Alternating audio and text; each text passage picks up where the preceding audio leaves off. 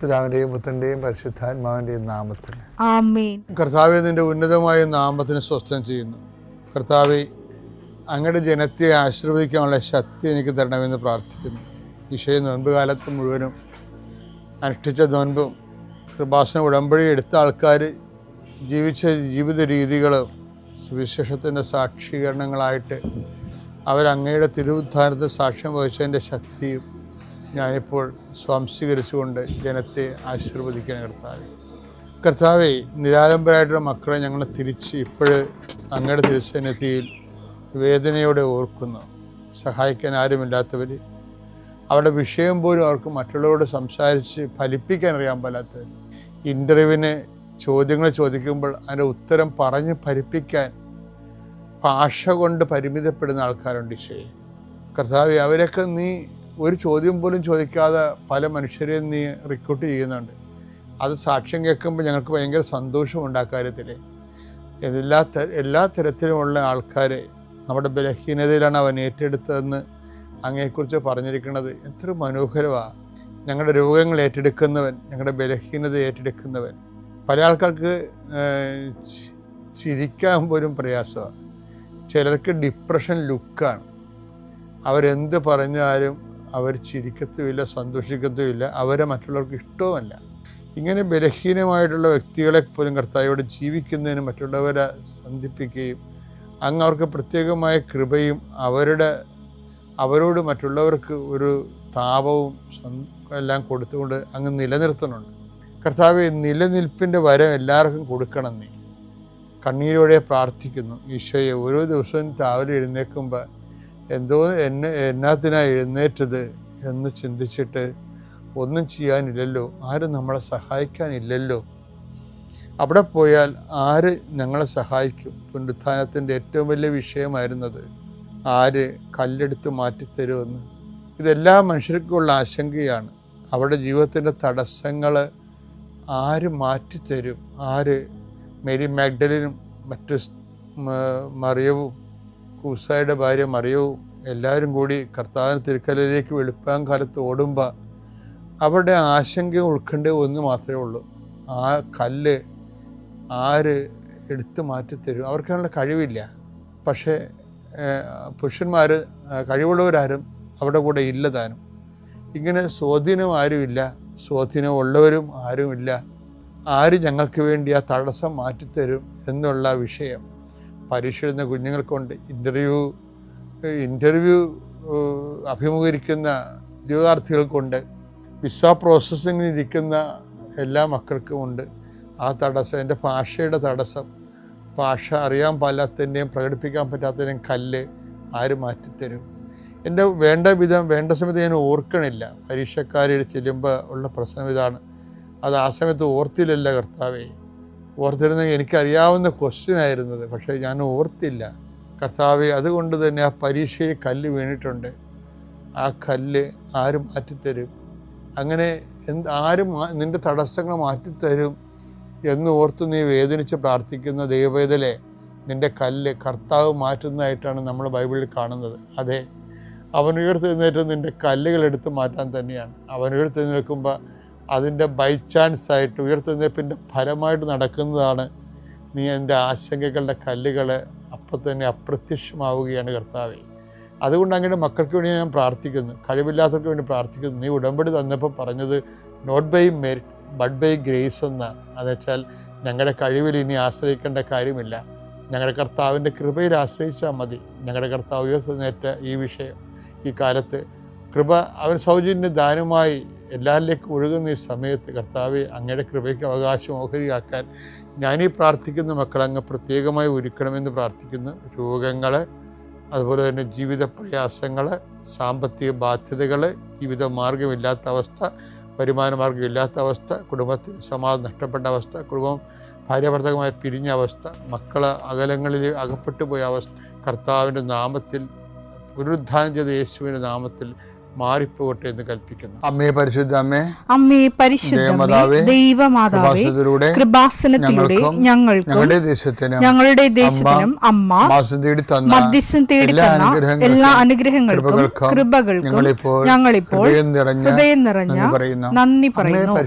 അമ്മേ പരിശുദ്ധമ്മേ ദൈവമാതാവേ, 2004 ഡിസംബർ 7 ഉച്ചകഴിഞ്ഞ് 2:30 കൃപാസനത്തിൽ സംഭവിച്ച അമ്മയുടെ പ്രത്യക്ഷപ്പെടലിനെ കുറിച്ച് തിരുസഭയ്ക്ക് സമർപ്പിച്ചിരിക്കുന്ന പഠനരേഖകളുടെ മേൽ സഭാത്മകമായ പഠനം ആരംഭിക്കുവാൻ ഞങ്ങൾ പ്രാർത്ഥിക്കുന്നു. അമ്മേ പരിശുദ്ധമേ, ഭൂസ്വർലോകങ്ങളുടെ രാജ്ഞിയായ അങ്ങേയ്ക്ക് ഭൗമസംരക്ഷണത്തിനായി പ്രപഞ്ചപ്രകൃതിയെ തന്നെ തിരുസഭ പ്രതിഷ്ഠിക്കുവാൻ ഈ പ്രത്യക്ഷീകരണം വഴി ഇടയാക്കണമേ. പരിശുദ്ധമേ, ജപമാല മാതാവേ, സകല കൃപാസനം പ്രാർത്ഥനയോടും ചേർത്ത് ഞങ്ങളിപ്പോൾ പ്രാർത്ഥിക്കുന്ന ഈ കുടുംബത്തിന്റെ പ്രത്യേക നിയോഗം പറ മക്കളെ.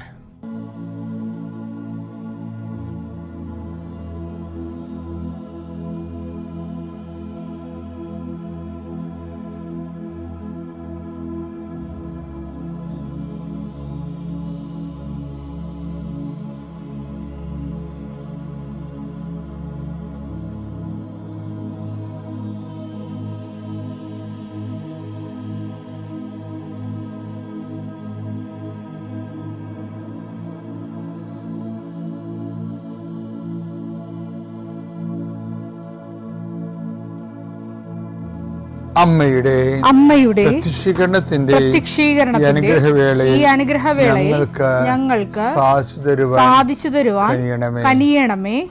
ആമേൻ. എൻ്റെ പ്രിയപ്പെട്ടവരെ, നിങ്ങളെ പുതിയ ഓഡിയൻസ് ആണെന്ന് ഞാൻ പ്രതീക്ഷിക്കുന്നത്. എന്തായാലും ഞാൻ ചില കാര്യങ്ങൾ ആവർത്തിക്കുന്നുണ്ട്. പക്ഷെ ആവർത്തിക്കുമ്പോഴേ ചെറിയ സ്ലൈറ്റ് ചേഞ്ച് ഉണ്ടാകുന്നുണ്ട്. അല്ല, വെറുതെ അതേപടി ഞാൻ ഒന്നും ആവർത്തിക്കത്തില്ല. ഞാൻ എന്തെങ്ങനെ പറഞ്ഞെന്നറിയോ? കഴിഞ്ഞ കൊല്ലം പറഞ്ഞതിൻ്റെ ഒരു ബാക്കി എൻ്റെ മനസ്സിൽ ഇപ്പോഴും കിടപ്പുണ്ട്. കർത്താവിൻ്റെ തിരുവുത്ഥാനത്തിനെ കുറിച്ചുള്ള മാതാവിൻ്റെ റെസ്പോൺസ്, അത് എൻ്റെ ഒരു വിഷയമാണ് എപ്പോഴും. The silence of Mary. വേറെ കുറേ മറിയം ഒക്കെ കർത്താവിൻ്റെ പുനരുത്ഥാന ദിവസം ഭയങ്കര എനർജറ്റിക് ആയിട്ട് ലൈവായിട്ട് നിൽക്കുന്നുണ്ട്. മേരി മാഗ്ഡലിൻ, മറ്റേ മറിയം എന്നൊക്കെ പറയുന്ന കൂസായുടെ ഭാര്യ മറിയം, ഇവരൊക്കെ ഈ ഓട്ടവും പിടുത്തവും ബഹളമൊക്കെ കാണിക്കുന്നുണ്ട് പുനരുത്ഥാന ദിവസങ്ങളിൽ. അവരാണ് ചർച്ചയ്ക്ക് വരണത്. ശരിക്കും പുനരുത്ഥാന ദിവസം കണ്ട് നമ്മൾ രസമാണ്. അതായത് മാതാവ് നേരെ ഗ്രീൻ റൂമിലേക്ക് മാറും. എന്നിട്ട് ലൈം ലൈറ്റിൽ വന്ന് നിൽക്കുന്നത് വേറെ മറിയമൊക്കെ. അപ്പം ഞാൻ എപ്പോഴും കർത്താവിനോട് ചോദിച്ചിട്ടുള്ളതാണ്, നീ എന്തുകൊണ്ടാണ് അമ്മയെ ബൂസ്റ്റ് ചെയ്യാതിരുന്നത്? നിൻ്റെ നീയും മറഞ്ഞ അമ്മയും മറഞ്ഞ പോലെയാണല്ലോ. അത് ഞാൻ ഈശോയോട് പല പ്രാവശ്യം ഡിസ്കസ് ചെയ്തിട്ടുണ്ട്. ബൈബിളിൽ നീയും മറഞ്ഞു അമ്മയും മറഞ്ഞു ഒരേ സമയം തന്നെ കുരിശിൽ. അപ്പോൾ പരിശുദ്ധാത്മ എനിക്ക് ചില നോട്ടുകൾ തന്നിട്ടുണ്ട്. അപ്പോൾ അത് അങ്ങനെ പറഞ്ഞതല്ല. അതായത് മറിയം ആണ് പുനരുത്ഥാനത്തിൻ്റെ പ്രഥമ സാക്ഷി. ആര്? പരിശുദ്ധ അമ്മ. പക്ഷേ ഒരു സൈലൻ്റ് വിറ്റ്നസ്സിയാണ്. അറിയാം, ഒരു 2 തരം പുനരുത്ഥാനത്തിൻ്റെ സാക്ഷികളാണുള്ളത്. പുനരുത്ഥാനത്തിന് ശേഷം 2 തരം സാക്ഷികളാണ്. ഒന്ന് സൈലൻ്റ് സാക്ഷി. ചിലർ ഭയങ്കര ലൗഡായിട്ട് സ്പീക്ക് ചെയ്യുന്ന രീതിയിലുള്ള ശബ്ദമുഖരിതമായ സാക്ഷികൾ. നിശബ്ദ സാക്ഷികളുമുണ്ട്, ശബ്ദമുഖരിത സാക്ഷികളുണ്ട്. അപ്പം മാതാവ് ഇതിൻ്റെ അകത്ത് നിശബ്ദ സാക്ഷിയാണ്. എന്ന് വെച്ച് കഴിഞ്ഞാൽ മാതാവിൻ്റെ 3ാമത്തെ ഹൃദയത്തെ സംഗ്രഹിപ്പാണ് ഇപ്പം നടക്കുന്നത്. മാതാവ് വളരെ ഗുരുതരമായ ഗൗരവതരമായ ചില വ്യക്തികളുണ്ടല്ല, എന്തെങ്കിലും മഹാകാര്യങ്ങൾ സംഭവിച്ചാൽ ഒന്നെങ്കിൽ അവർ ഓവർ ടോക്കറ്റീവ് ആവും, അല്ലെങ്കിൽ ചിലർ മിണ്ടടക്കം പാലിക്കും. അതുപോലെ അമ്മ ഈ സമയത്ത് ഒരു മിണ്ടടക്കം പാലിച്ചിരിക്കുക, എന്താണ് ഹൃദയത്തിൽ സംഗ്രഹിക്കുക. അമ്മ നേരത്തെ 2 പ്രാവശ്യം ഹൃദയത്തിൽ സംഗ്രഹിച്ചതായിട്ട് നമ്മൾ കണ്ടതാണ്. അതൊക്കെ ടെമ്പററി ആയിട്ടുള്ള ഒരു താൽക്കാലിക ഹൃദയത്തിൽ സംഗ്രഹിപ്പാണ്. ഇപ്പം അമ്മ ഒരു നീണ്ട ഹൃദയത്തെ സങ്കല്പത്തിലേക്ക് നീങ്ങുകയാണ് ഇപ്പം. എന്ന് വെച്ച് കഴിഞ്ഞാൽ അമ്മയോടാണല്ലോ എല്ലാം പറഞ്ഞത് ഈശോ. മാലാഖ പറഞ്ഞതും ഈശോ പറഞ്ഞതും അമ്മയോട് പറഞ്ഞതിൻ്റെ എല്ലാം പുനരുദ്ധാനത്തിൻ്റെ കണ്ടന്റ് വെച്ചാണ് പറഞ്ഞിരിക്കുന്നത്. അപ്പം അമ്മയോടായതുകൊണ്ട് അമ്മ പരിശുദ്ധാത്മാവാണ് നിറഞ്ഞ്, മറിയം പരിശുദ്ധാത്മാവാണ് നിറഞ്ഞ ആളായതുകൊണ്ട് അത് വളരെ മിനിമം പറഞ്ഞാൽ മതി. നമ്മളോട് ഈ മാക്സിമം പറയണം. നമുക്ക് പരിശുദ്ധാത്മാവിൻ്റെ നിറവ് കുറവായത് കാരണം കുറേ പറഞ്ഞാലാണ് നമുക്ക് പകുതി കിട്ടണത്. അമ്മയോട് ജസ്റ്റ് ഒന്ന് പറഞ്ഞാൽ മതി. അമ്മയോട് എന്താ പറഞ്ഞത്? ഒരു ജസ്റ്റ് നോളജേ കൊടുത്തുള്ളൂ. യാക്കോബിൻ്റെ ഗോത്രത്തിൽ അവൻ എന്നേക്കും രാജാവായിരിക്കും, അവൻ്റെ രാജ്യത്തിന് അവസാനം ഉണ്ടാകത്തില്ല, അത്രേ പറഞ്ഞുള്ളൂ. ലൂക്കായുടെ സുവിശേഷം 1:33. യാക്കോബിന്റെ ഭവനത്തിന്മേൽ അവൻ എന്നേക്കും ഭരണം നടത്തും. അവൻ എന്നേക്കും ഭരണം നടത്തും. അവന്റെ രാജ്യത്തിന് അവസാനം ഉണ്ടാകുകയില്ല. പക്ഷെ അമ്മയോട് അത്രയും പറഞ്ഞാൽ മതി. പരിശുദ്ധാത്മാവ് നിറഞ്ഞു നിൽക്കുകയാണ് മറിയം. കൃപ നിറഞ്ഞവളുടെ സ്വസ്തി. ഇതെങ്ങനെ സംഭവിക്കും? ഞാൻ പുരുഷനെ അറിയുന്നില്ലല്ലോ എന്ന് പറയുമ്പോൾ അമ്മയോട് പറയും, പരിശുദ്ധാത്മാവ് നിൻ്റെ മേൽ വരും എന്ന് പറയും. ഈ പരിശുദ്ധാത്മാവ് ഫുൾ സിംഗായിട്ട് വർക്ക് ചെയ്യുന്ന കാരണം അമ്മയോട് ഒരു ഹിൻഡ് കൊടുത്താൽ മതി.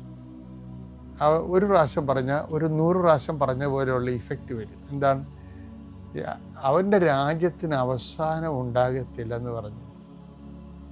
അമ്മ ശരിക്കും പറഞ്ഞാൽ ഈ കുരിശിൻ്റെ ചുവട്ടിൽ നിന്ന് യേശുവിൻ്റെ അമ്മയായ മറിയം കുരിശിൻ്റെ ചുവട്ടിൽ നിന്നിരുന്നു എന്ന് പറഞ്ഞു. പക്ഷെ അവൻ കുരിശിൻ്റെ ചുവട്ടിൽ നിന്നിരുന്ന മേലോട്ട് നോക്കുമ്പോൾ, ഈശോയ്ക്ക് നോക്കുമ്പോൾ, ഈശോയുടെ മുകളിൽ തൂങ്ങിയ ഒരു അയ്യൻ ആറയുണ്ട്.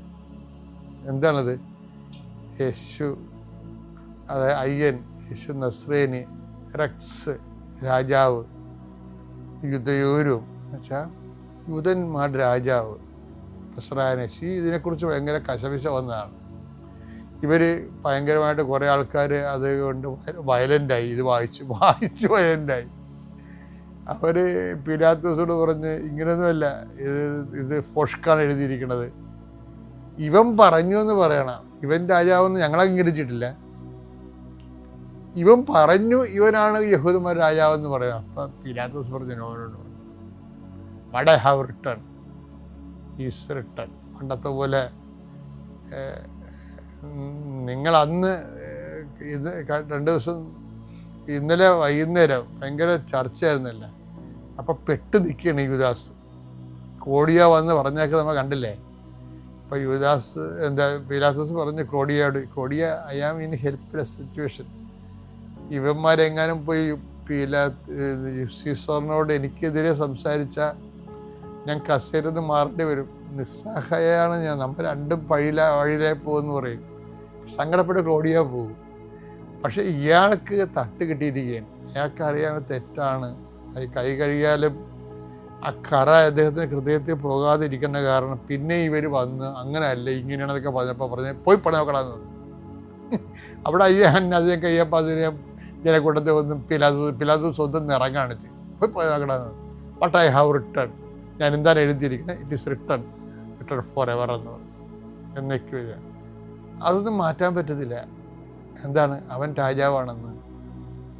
അപ്പം അമ്മ ഇത് നോക്കുന്നുണ്ട് മുകളിലോട്ട്. ആരും വായിക്കാത്ത വായന അമ്മ വായിച്ചു കൂട്ടുന്നുണ്ട്. എന്താണ്? തന്നോട് പറഞ്ഞ കാര്യമാണിത്. യാക്കോബിൻ്റെ ഗോത്രത്തിൽ അവൻ എന്നേക്കും രാജാവായിരിക്കും, അവൻ്റെ രാജ്യത്തിന് അവസാനമുണ്ടാകാത്തത്. അവസാനമില്ലാത്ത രാജ്യത്തിലേക്ക് തൻ്റെ മകൻ കയറിപ്പോണത് അമ്മയാണ് ആദ്യം കാണുന്നത് കുരിശിൻ്റെ ചുവട്ടിൽ. അന്ന് മുതൽ അമ്മ ഹൃദയത്തിൽ സംഗ്രഹിക്കാൻ തുടങ്ങിയതാണ്.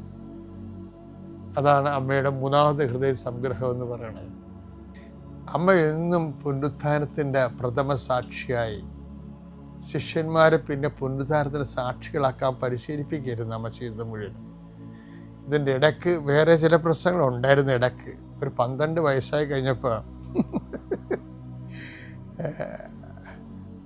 വീണ്ടും ഈ വിഷയത്തിൻ്റെ മേലെ, പുനരുത്ഥാന വിഷയത്തിൽ അമ്മയ്ക്ക് വല്ലാത്ത ഒരു ഒരു പുനരുത്ഥാനം എപ്പോഴും ചിലർക്ക് ദഹിക്കാൻ പാടുവരും. ഇപ്പം അമ്മയ്ക്ക് ഇവന് 12 വയസ്സായപ്പോഴും അമ്മയുടെ മനസ്സിൽ പുനരുത്ഥാന വിഷയം വന്നു. അതിനെക്കുറിച്ചൊക്കെ നാളെ കാണാം.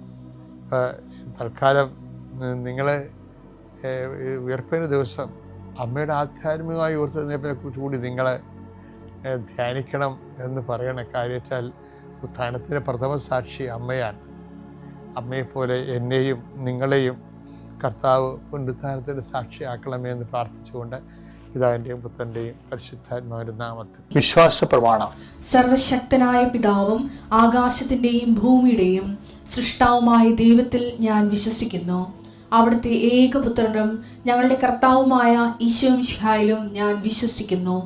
ഈ പുത്രൻ പരിശുദ്ധാത്മാവിനാൽ ഗർഭസ്ഥനായി കന്യകാമറിയത്തിൽ നിന്ന് പിറന്ന് പൊന്തിയോസ് പീലാത്തോസിന്റെ കാലത്ത് പീഡകൾ സഹിച്ച് കുരിശിൽ തറയ്ക്കപ്പെട്ട് മരിച്ച് അടക്കപ്പെട്ട് പാതാളങ്ങളിൽ ഇറങ്ങി മരിച്ചവരുടെ ഇടയിൽ നിന്ന് 3-ാം നാൾ ഉയർത്ത് സ്വർഗത്തിലേക്ക് എഴുന്നള്ളി സർവശക്തിയുള്ള പിതാവായ ദൈവത്തിന്റെ വലതുഭാഗത്തിരിക്കുന്നു.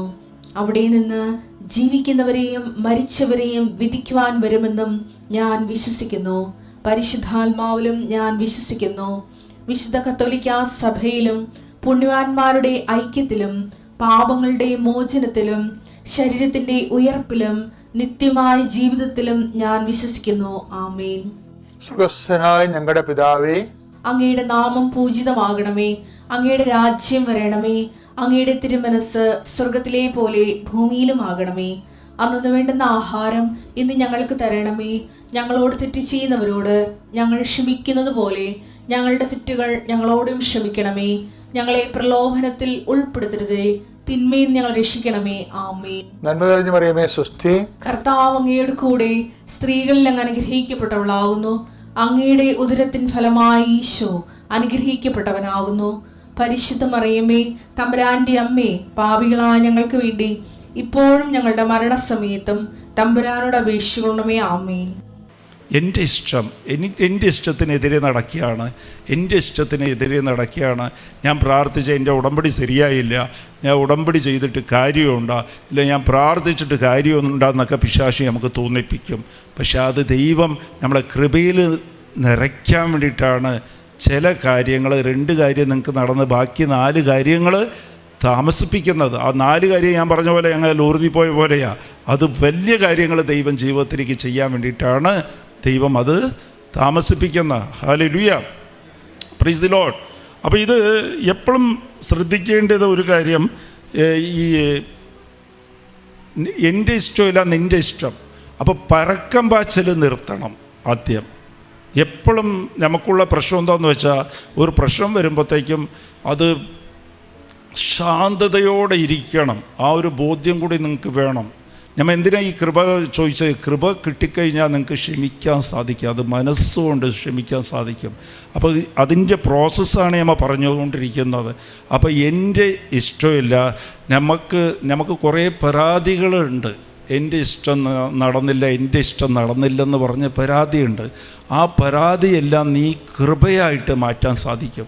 ആ പരാതിയെല്ലാം പരാതി നമുക്കെപ്പോഴും വിഷമം എന്തൊക്കെ വിഷയത്തിലാണെന്ന് നോക്കിയിട്ട് അത് എൻ്റെ ഇഷ്ടമല്ല നിൻ്റെ ഇഷ്ടം നിറവേറട്ടെ എന്ന് പറയുമ്പോൾ നമുക്ക് കൃപ നിറയും.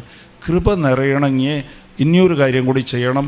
നീ പരക്കം പാച്ചിൽ നിർത്തണം. ഇഫട്ടോട്ടി ഈ പ്രശ്നം എന്ന് പറഞ്ഞാൽ നീ ശാന്തതയോടെ ഇരിക്കുമ്പോഴാണ് ദൈവത്തിൻ്റെ അനുഭവം, ദൈവം നിൻ്റെ ജീവിതത്തിൽ ഇടപെടുന്ന അനുഭവം നമുക്ക് കിട്ടുക.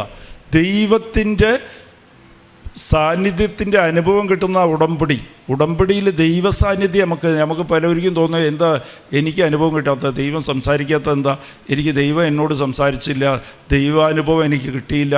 അതിൻ്റെ കാര്യം എന്താണെന്ന് വെച്ചാൽ നമ്മൾ ശാന്തതയോടെ ഒന്ന് വെയിറ്റ് ചെയ്യണം. പരക്കം പാച്ചിൽ ജോലി കുറയ്ക്കണം. 10 ജോലിയാണെങ്കിൽ 10 കാര്യത്തിൽ ഇവിടെ ഓടി ആ പ്രശ്നം തീർത്ത് ഈ പ്രശ്നം തീർത്ത് ദൈവത്തിൻ്റെ കൂടെ ഇരിക്കാൻ പഠിക്കണം. അത് പുറപ്പാട് 14 നീ ശാന്തതയോടെ ഇരിക്കുമ്പോഴാണ് ദൈവം നിനക്ക് വേണ്ടി യുദ്ധം ചെയ്യുന്നത്. Price the Lord. ഏത് കാരണം സീറാക്ക് 2-ാം അധ്യായം 3 പറയുന്നുണ്ട്, നീ എന്ത് അവസ്ഥയിലും ദൈവത്തിൻ്റെ കൂടെ ചേർന്ന് നിൽക്കുക, ദൈവത്തെ വിട്ടു പോകരുത്. കുർബാനയ്ക്ക് നമ്മൾ ലേറ്റായിട്ട് പോകണ്ട, ശ്രദ്ധിക്കുക. കുർബാനയ്ക്ക് ലേറ്റായിട്ട് പോകണ്ട. അത് ഈ പ്രത്യക്ഷീകരണ പ്രാർത്ഥന തന്നെ എങ്ങനെയും അതൊന്ന് തീർത്തിട്ട് പോയാൽ മതി. 5:30 മണിക്ക് എണീച്ചാൽ പിള്ളേർക്ക് സ്കൂളിൽ പോകണം, മറ്റേ വേറെ ജോലിയുണ്ട് എന്ന് പറഞ്ഞിട്ട് എങ്ങനെയും അത് തീർക്കണമെന്ന് പറഞ്ഞിട്ടൊന്ന് തീർത്തിട്ട് പോകുന്നതിലില്ല കാര്യം. അത് കഴിഞ്ഞിട്ട് നിങ്ങൾ എടുത്ത് വായിക്കുക, സമാധാനമായിട്ടിരുന്ന് അത് മനസ്സിലാക്കി. അതിലെന്താ മനസ്സിലാക്കാനുള്ളതെന്നില്ല. ദൈവത്തിന് കുറേ കാര്യം സംസാരിക്കാനുണ്ടോ. ബൈബിൾ കയ്യിൽ വയ്ക്കുക, ബൈബിൾ എപ്പോഴും കയ്യിൽ വയ്ക്കുക, ദൈവത്തോട് സംസാരിക്കണം. ബൈബിൾ എടുത്തിട്ട് അതിനു വേണ്ടി സമയം കൊടുക്കുക. മറ്റുള്ളവരോട് നിങ്ങൾ അത് മറ്റു ജോലിയെല്ലാം കഴിഞ്ഞിട്ട് വേണം ഇത് ചെയ്യാൻ. വീട്ടുകാരിക്ക് തോന്നരുത് നിങ്ങൾക്ക് ഭ്രാന്തായിപ്പോയി, ഏത് നേരവും പ്രാർത്ഥനയും ബൈബിളാണ്. അങ്ങനെയില്ല. അത് നിങ്ങൾക്ക് എന്താ തോന്നലെന്ന് വെച്ചാൽ കുറേ അങ്ങോട്ട് പ്രാർത്ഥിച്ചു കഴിഞ്ഞാൽ കുറേ അങ്ങോട്ട് കൃപ കിട്ടുന്നു. ഇല്ല, കൃപയുള്ളതുകൊണ്ടാണ് നിങ്ങൾക്ക് മനസ്സുകൊണ്ട് പ്രാർത്ഥിക്കാൻ സാധിക്കുന്നത്. പക്ഷേ നിങ്ങൾ ദൈവത്തിന് സമയം കൊടുക്കുക, ദൈവത്തിന് സമയം കൊടുത്ത് ബൈബിൾ വായിക്കുക, അതിനുള്ള സമയം കണ്ടെത്തി ബൈബിൾ വായിക്കുക. നിങ്ങളെ കടമകളെല്ലാം ചെയ്യണം. അത് ചെയ്തിട്ട് ബൈബിൾ വായിക്കുക, സമയം കൊടുക്കണം, ദൈവത്തോട് ചോദിക്കണം. എല്ലാ കാര്യവും ദൈവത്തോട് ചോദിക്കണം. ദൈവമേ എന്ത് ചെയ്യണം, ഏത് ചെയ്യണം. എൻ്റെ ജീവിതത്തിൽ എനിക്ക് പലപ്പോഴും ഞാൻ വലിയ ബിസിനസ്സാണ്. അപ്പോൾ എനിക്ക് പെട്ടെന്ന് ഗവൺമെൻറ്റിൻ്റെ കോൺട്രാക്റ്റാണ്, പെട്ടെന്ന് എനിക്ക് ഫോൺ വരും, നമ്മളെ ലോഡ് റിജക്റ്റായി എന്ന് പറയും. റിജക്റ്റായിപ്പോയി. അപ്പോൾ റിജക്റ്റായി പോയി എന്ന് പറഞ്ഞ് അത് ടെൻഷനാണ്. റിജക്റ്റായ ലക്ഷങ്ങളുടെ നഷ്ടം വരും. അപ്പോൾ ടെൻഷനാണ്. ഇതിന് എന്ത് ഇനി ആരെ വിളിക്കണം, എന്ത് ചെയ്യണം, ആരയക്കണം എന്നറിയില്ല.